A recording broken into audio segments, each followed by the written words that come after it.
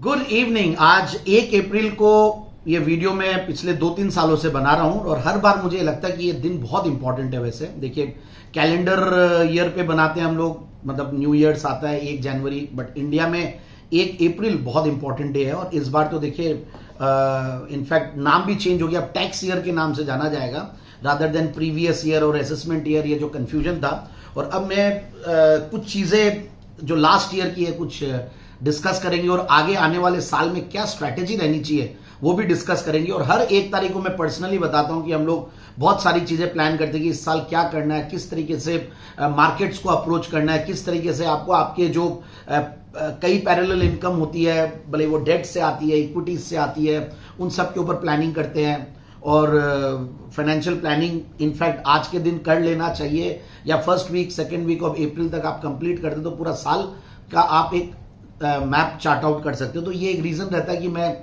ये वीडियो पिछली बार भी जब मैं बना रहा था तो मैंने यही बोला कि बहुत इंपॉर्टेंट वीडियो है। कुछ तो स्टॉक्स भी अभी सस्ते मिलते हैं। कई बार मैंने देखा मार्च ईयर एंड पे टैक्स हार्वेस्टिंग होती है, जनरली जनवरी 15-20 तारीख से लेकर मार्च के 15-20 तारीख तक मैंने देखा हमेशा हर साल से कि टैक्स का short term capital gains, long term capital gains लोगों का कुछ ना कुछ वो रहता है। तो उसकी वजह से भी स्टॉक्स की जो नेचुरल प्राइस मूवमेंट्स है वो थोड़ी डिस्टर्ब हो जाती है, ऐसा मेरा मानना। और ये लार्ज कैप्स में इतना इंपैक्ट नहीं पड़ता जितना स्मॉल कैप्स और मिड कैप्स में पड़ता है। तो इसीलिए हर बार मैं सोचता हूं कि कुछ जो स्टॉक्स जो फंडामेंटली अच्छे हो, दिसंबर क्वार्टर के रिजल्ट्स बढ़िया हैं, क्योंकि मार्च के क्वार्टर के रिजल्ट्स तो अब आने वाले 9-10 दिनों से स्टार्ट होंगे बाद में, करीब 8-9 तारीख 10 तारीख से, और जनरली आईटी से स्टार्ट होता है। तो देखेंगे कैसे आते हैं, क्या आते हैं। बट अभी तक जितना डेटा हमारे पास और जो हमारी कैलकुलेशंस करती है उसके हिसाब से कुछ कुछ चीजें बात करेंगे। बट मैं ओवरऑल एनालिसिस कर रहा था तो हमने जब ये ईयर स्टार्ट किया तो ये 22,462 पे निफ्टी थी और 28 मार्च को जब बंद हुआ 23,519 पे निफ्टी बंद हुई है, जो कि बहुत बड़ा करेक्शन आया था। 22,000 का एग्जैक्ट लेवल्स, मतलब 21,900 समथिंग पे जाके। और वैसे तो फाइनेंशियल ईयर के दौरान इलेक्शन वाले दिन अच्छा खासा टूटा ही था, इलेक्शन के रिजल्ट्स के दिन, जून की 4 तारीख को।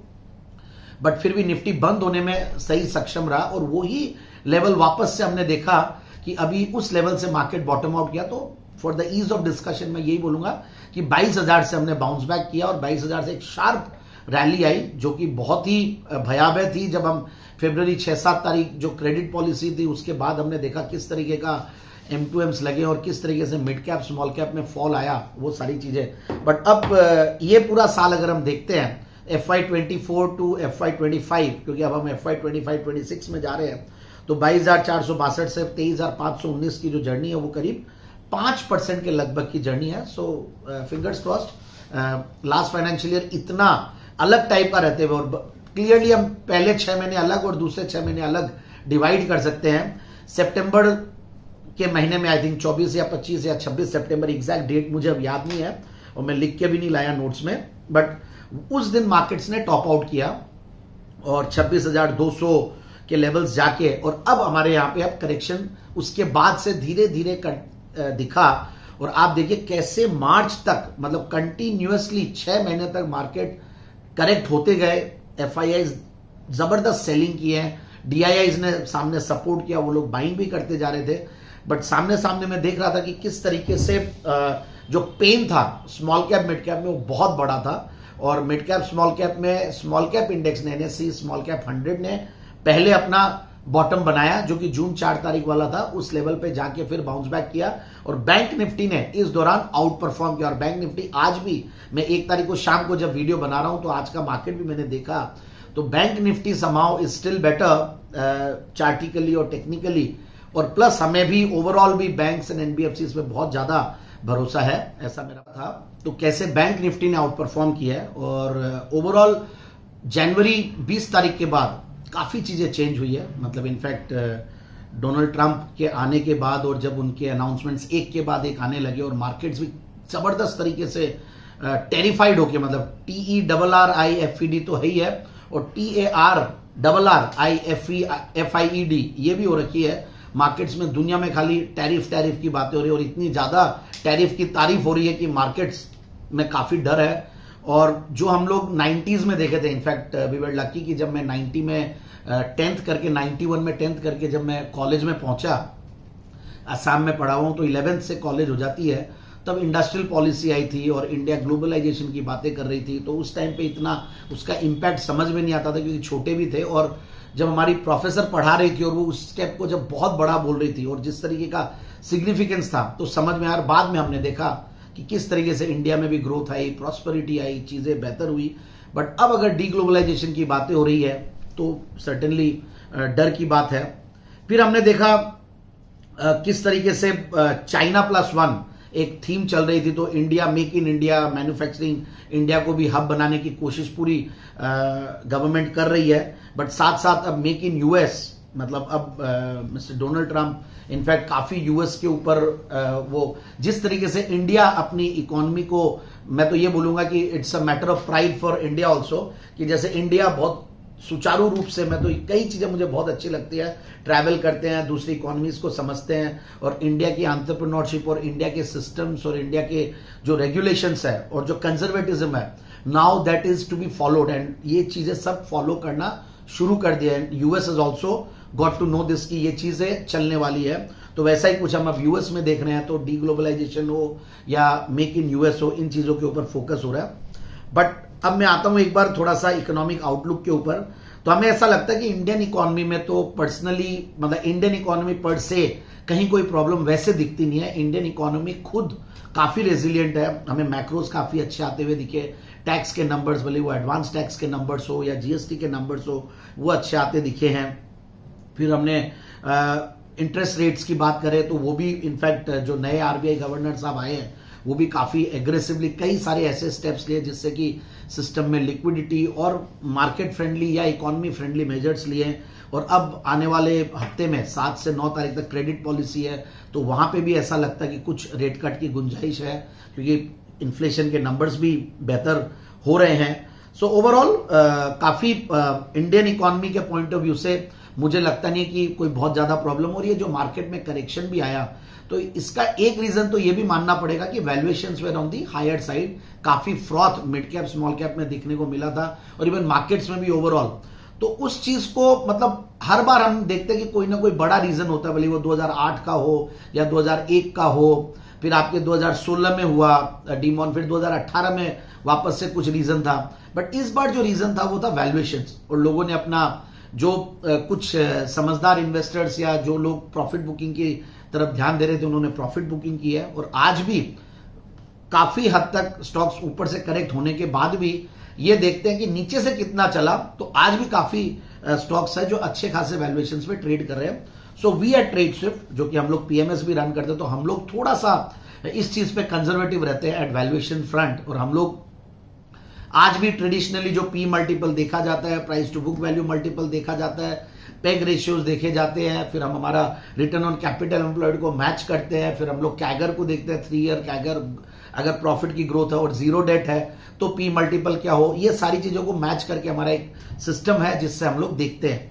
But at the same time मैं यही बोलूंगा कि जो हमारी अप्रोच है मल्टी एसेट फ्लेक्सी कैप, और आज अगर हम कई फंड मैनेजर्स को या कई बड़े बड़े दिग्गज जो टीवी पे भी आते हैं और अलग अलग जगह हम सुनते हैं, तो multi asset has become the theme now, theme of the year और थीम ऑफ द मंथ और थीम ऑफ द डे बोल लीजिए, और ये थीम ऑफ द टाइम्स बोल लीजिए। क्योंकि सबसे बढ़िया बात है कि गोल्ड सिल्वर, इनफैक्ट जब भी जियोपॉलिटिकल टेंशंस बढ़ते हैं तो गोल्ड सिल्वर की अहमियत बढ़ जाती है, और गोल्ड और सिल्वर का भी देखिए ratio, gold is getting stronger and stronger. और हम हमेशा बोलते हैं कि गोल्ड को हमने इनफैक्ट हमारे पीएमएस में भी लिया था, सिल्वर को हमने ले रखा है, हमें दोनों बढ़िया लगता है। इवन अभी मेटल्स बहुत बढ़िया लगता है, बेस मेटल्स में हालांकि हम एक्सपोजर नहीं बना सकते क्योंकि वहां पे ईटीएफ नहीं है, but copper is doing well, so metal stocks will do well somehow. जब भी ऐसा माहौल बनता है तो हम लोगों ने जो multi asset flexi cap as a theme रखा, that is getting popular now. और फ्लेक्सी कैप का मतलब है कि हमें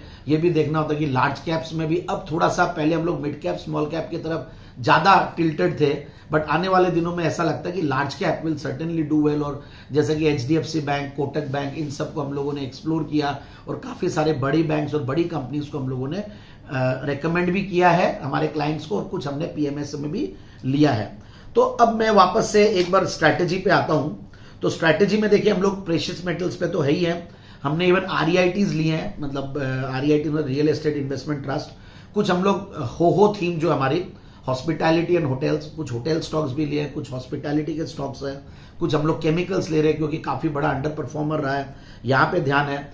इंफ्रा एज अ थीम जो लास्ट रैली थी उसमें बहुत जबरदस्त चल रही थी, अभी थोड़ा स्लो लग रहा है ये theme, but still we feel that कि जिस तरीके का सरकार का इंफ्रा के ऊपर स्पेंडिंग है ओवरऑल तो बहुत बढ़िया लगता है। पावर एज अ सेक्टर बहुत पावरफुल लगता है मुझे ऐसा लगता है कि जो इस बार की जो कल भी प्रेडिक्शंस आए आईएमडी के, तो कहीं ना कहीं टेम्परेचर डिफरेंट रहेगा, एबव नॉर्मल रहेगा, तो जो टेम्परेचर रिलेटेड प्रोडक्ट्स है तो हो सकता है जो इलेक्ट्रिकल्स वाले प्रोडक्ट, जो एयर कंडीशनर्स वाले प्रोडक्ट, इनफैक्ट वहां पे भी हमारे पास एक लीडर हमारे पीएमएस में उस सेक्टर से भी।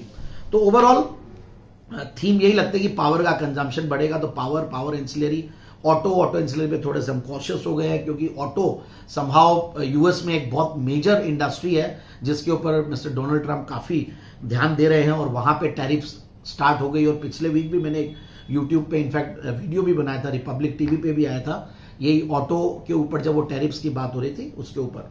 बट एनीवेज एक बार अब ये सारी चीजों को डिस्कस करने के बाद मैं ये समअप करूंगा कि हमें 25-26 में इकोनॉमी में रेजिलियंस दिखती है, रिकवरी दिखती है, जो इन्वेस्टेड है उनको इन्वेस्टेड रहना चाहिए। हो सकता है कि लिवरेजिंग अननेसेसरली नहीं करें और एवरेजिंग अननेसेसरली उन स्टॉक्स में नहीं करें जहां पे रिजल्ट्स हल्के हो और जहां पे वैल्यूएशन हायर साइड पे हो सकता है कि आप दूसरे स्टॉक्स में स्विच कर जाए तो भी आपको रिटर्न्स मिलेगा, ऐसा मेरा मानना है। और निफ्टी 50 का परफॉर्मेंस मैंने बताया किस तरीके से 5% लास्ट ईयर दिया और आगे भी आने वाले साल में मुझे तो लगता है कि ये पॉजिटिव ही बंद होगा आने वाला साल भी। और इन्वेस्टमेंट स्ट्रैटेजी हमें ऐसा लगता है कि multi asset and flexi cap should be the strategy, मतलब गोल्ड सिल्वर को बिल्कुल हम अवॉइड नहीं करें और इन पे ध्यान दें। बाकी हमने हमारे पीएमएस की मैं जब बात कर रहा था तो हमने देखा हमारे मंथली परफॉर्मेंसेस अच्छे रहे, बट मार्च मतलब जनवरी फरवरी वे आर बैड, वेरी फ्रैंकली मैं वही बोलूंगा कि वहां पे in fact mid cap small cap में काफी करेक्शन था, but now March 2025 was good, वहां पे रीबाउंड हुआ है और आगे भी आने वाले दिनों में हमें लगता है कि बढ़िया ही रहेगा। तो ये तो रहा आने वाला साल का आउटलुक फाइनेंशियल ईयर के हिसाब से। और काफी देर तक मैंने आउटलुक के बारे में बात की, पूरे लास्ट फाइनेंशियल ईयर के बारे में कुछ बातें की और काफी सारा मैंने कमेंट्री अलग अलग तरीके से दी है। बट यस, कुछ तो प्रिपेयर्ड भी था और कुछ इम्प्रॉम्प्टू भी था और एक्सटेम्पोर भी था। But at the same time हर बार हम लोग न्यू फाइनेंशियल ईयर पिक्स लाते हैं, तो इस बार भी कैसे छोड़ेंगे, वो ट्रेडिशन प्रथा तो रखनी पड़ेगी कंटिन्यूड। और वो है देखिए ट्रेडस्विफ्ट की रिसर्च टीम काफी मेहनत करती है और हम लोग मिड कैप स्मॉल कैप इन सब में हम लोग स्टॉक्स लाने की कोशिश हर बार की है। तो इस बार भी 3 बेहतरीन आइडियाज हमारे हिसाब से जो हमारी रिसर्च टीम ने निकाली। और अगेन डिस्क्लेमर के साथ बोल सकता हूं कि ये स्टॉक्स हमारे एसोसिएट्स के पास होल्डिंग में हो सकता है और प्लस हमने हमारे क्लाइंट्स को भी रेकमेंड किया है और आप अपनी रिसर्च और स्टडी करके ही इन स्टॉक्स में निवेश करें, ऐसा हमारी रिक्वेस्ट है। पहला स्टॉक है स्टार सीमेंट। इनफैक्ट इस स्टॉक को भी मैंने काफी आगे पीछे रेकमेंड किया, बट आफ्टर करेक्शन और जो कंसोलिडेशन हुआ है, मतलब क्योंकि 200 डेमास के आसपास चल रहा है और नॉर्थ ईस्ट पे सरकार का भी फोकस रहता है और नॉर्थ ईस्ट का सबसे बड़ा सीमेंट प्लेयर है। फिर अभी अल्ट्राटेक ने कंपनी में स्टेक लिया और स्ट्रॉन्ग प्रोमोटर बैकग्राउंड है कंपनी का और कंपनी के समहाउ कैपेसिटी एक्सपेंशन भी अच्छा खासा चल रहा है और मुझे ऐसा लगता है कि स्टॉक पे ध्यान देना चाहिए और बिल्कुल इन लेवल्स पे फंडामेंटल्स को देखते हुए मुझे लगता है कि ये सस्ता है और 250-270 के टारगेट्स के लिए आने वाले 3 से 6 महीने के लिए स्टार सीमेंट पहली pick.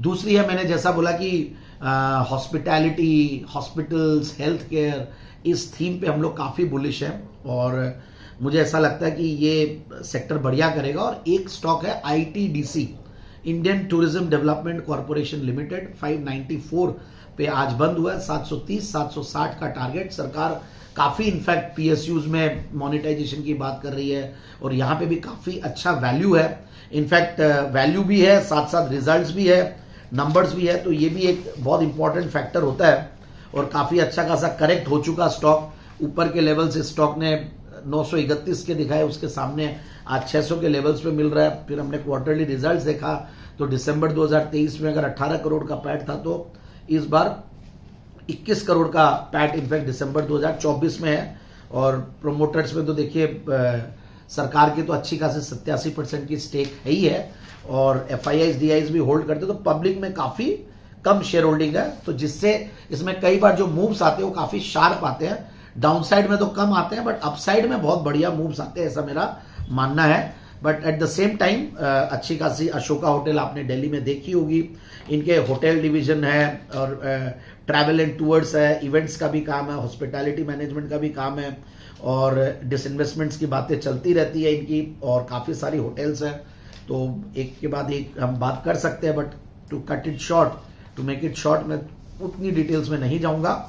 Last but not the least, again a Delhi based company, पहले ITD से भी मैं दिल्ली का ही मानता हूं क्योंकि PSU है, तो यह है इंद्रप्रस्थ मेडिकल। इनफैक्ट जो अपोलो दिल्ली के नाम से जाना जाता है, और दिल्ली गवर्नमेंट और अपोलो हॉस्पिटल्स की एक जॉइंट वेंचर है, JV है, तो बहुत बढ़िया कंपनी। इनफैक्ट मैंने इसको बहुत सस्ते लेवल्स पे, इनफैक्ट मैंने भी और जी बिजनेस पे भी रेकमेंड किया, और जी बिजनेस की टीम ने भी इस स्टॉक को, मतलब हम लोग 40, 50, 60 रुपए के लेवल से रेकमेंड करते हुए आ रहे हैं, और लास्ट फाइनेंशियल ईयर में मुझे ध्यान है किस तरीके का रिटर्न जिस स्टॉक ने दिया है, मतलब 3 बैगर 4 बैगर हुआ है ये, और अभी भी करेक्शन के बाद भी, मतलब 572 के करेक्शन के बाद 394 पे 397 यानी कि 400 के लगभग आया हुआ है। यहां पे भी काफी करेक्ट होके वैल्यू दिखती है, क्योंकि कंपनी की valuation as compare to other hospital stocks बहुत सस्ती है। अगर मैं, ठीक है, PSU का टैग लग जाता है तो सर्टेनली थोड़ा फर्क पड़ता है, बट आप देखिए मैक्स हेल्थ केयर 100 के PE मल्टीपल पे, अपोलो हॉस्पिटल्स 72 के PE मल्टीपल पे, और उसके सामने इंद्रप्रस्थ, अपोलो जो ओन, मतलब इसमें शेयर होल्डिंग है अपोलो की भी, तो वो करीब 23-24 के PE मल्टीपल पे इंद्रप्रस्थ चल रहा है। तो मुझे लगता है कि काफी सस्ता वैल्यूएशन है, साथ साथ ग्रोथ भी गजब की दी है। इनफैक्ट पिछले 3 साल में प्रॉफिट की कैगर गजब है, पिछले 5 साल की प्रॉफिट की कैगर हम देखें तो 33-34% के लगभग है। सो आई फील कि इंद्रप्रस्थ मेडिकल को भी एक्सप्लोर करना चाहिए, और 450-470 के टारगेट के लिए। So thank you so much once again, happy new financial year. और आज RBI डे भी है, अप्रैल फूल्स डे भी है, RBI की 90 साल आज हो गए हैं। हमारे रेगुलेटर है one of the most respected regulators and central banks in the world, and ये 3 पिक्स हमने दिए और मार्केट आउटलुक दिया है, and I hope and I really wish कि हम सबका वेल्थ इस न्यू फाइनेंशियल ईयर में भी बहुत बढ़िया से ग्रो करे। Thank you so much.